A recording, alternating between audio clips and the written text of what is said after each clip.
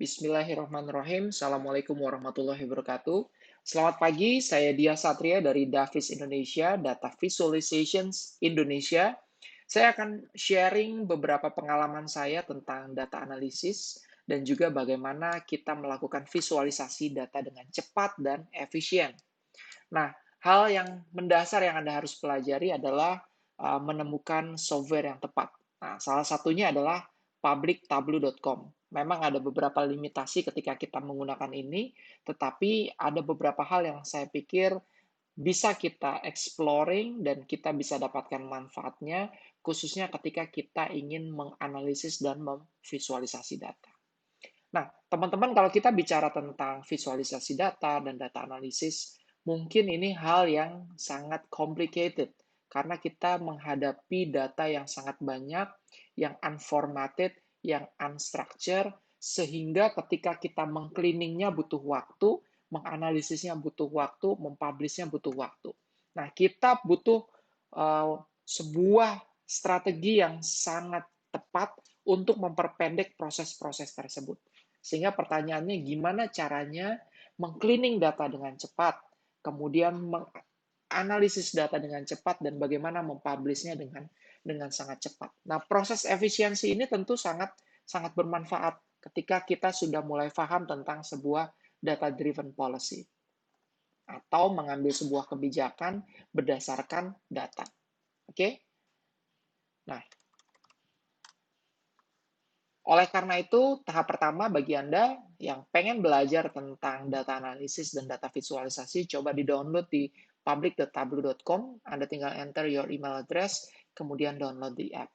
Nah, biasanya kalau suka dengan ini, Anda akan naik kelas untuk coba belajar dan beli lisensinya. Oke, kita akan mulai dengan data-data.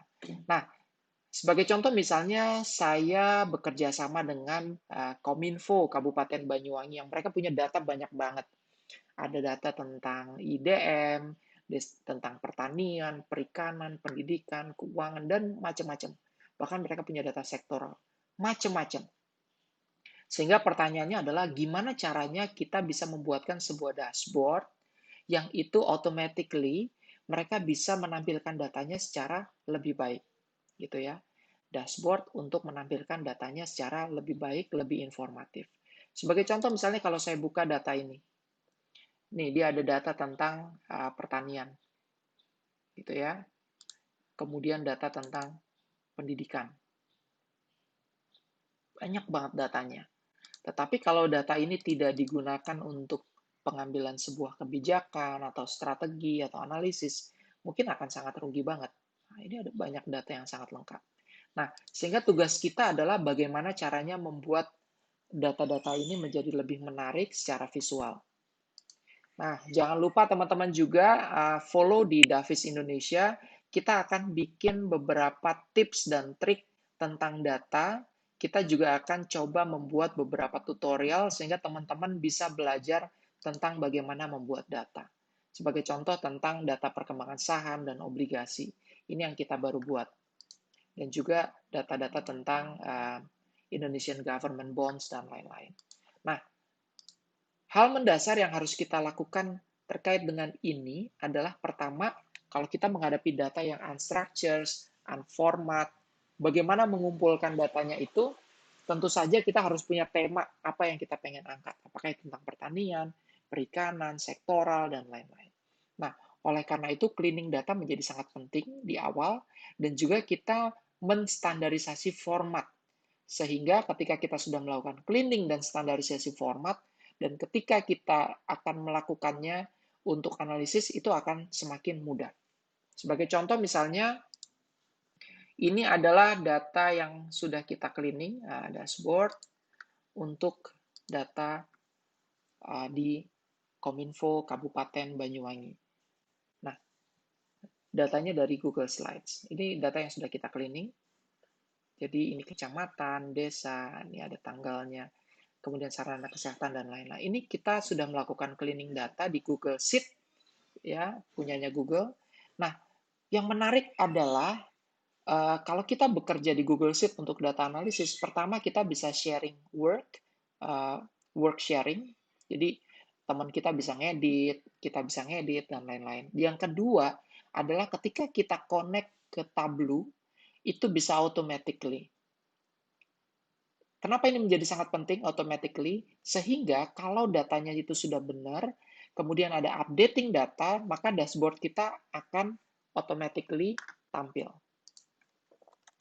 Misalnya saya akan coba lihat dashboard saya tentang beberapa hal. Misalnya public Tableau Dia Satria.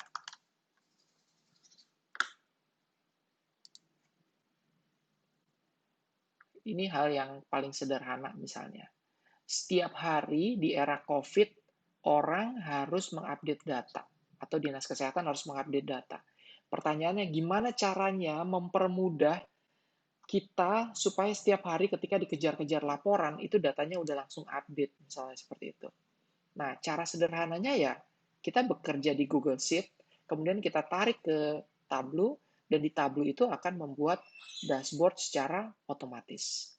Nah, dari sinilah kita bisa terus mengembangkan data-data kita.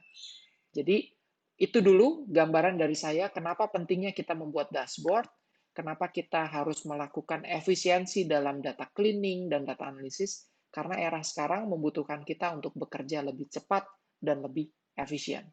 Mungkin itu yang bisa saya sampaikan. Terima kasih. Assalamualaikum warahmatullahi wabarakatuh.